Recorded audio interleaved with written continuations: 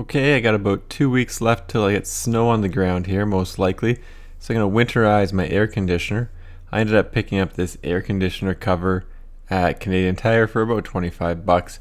It is a little bit too big for my air conditioner, but it is the smallest one they had. So before I go do anything with it, I'm going to hit the 20 amp fuse for the air conditioner, just because I don't want the air conditioner turning on in the winter if the kids mess around with the thermostat. With the breaker off, I'll just go pull out the disconnect. You can see when you look at it closely, the metal connections are on the bottom and the copper portion of the disconnect goes into those electrical connections. And when you turn it over, there's just a blank piece of plastic that it slides into, so it will have no power. So breaker and disconnector are removed.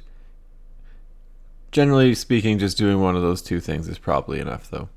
So before I put the cover on, I'll make sure all the leaves are off the top of it, and I'll go around and remove any of the plant life that's kind of growing up into the air conditioner.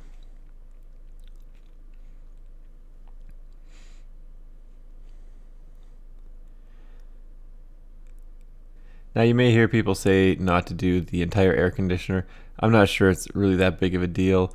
You may consider just putting something on top as well if you want to go that route.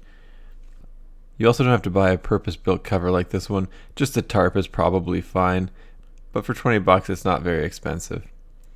And just because I couldn't find one small enough for my air conditioner, I did go get a cargo strap just to make sure everything was nice and tight. And that's pretty much it. Overall, a pretty easy job.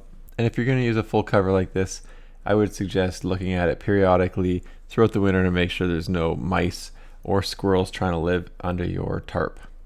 Anyway, thanks for checking out my video. Don't forget to like and subscribe.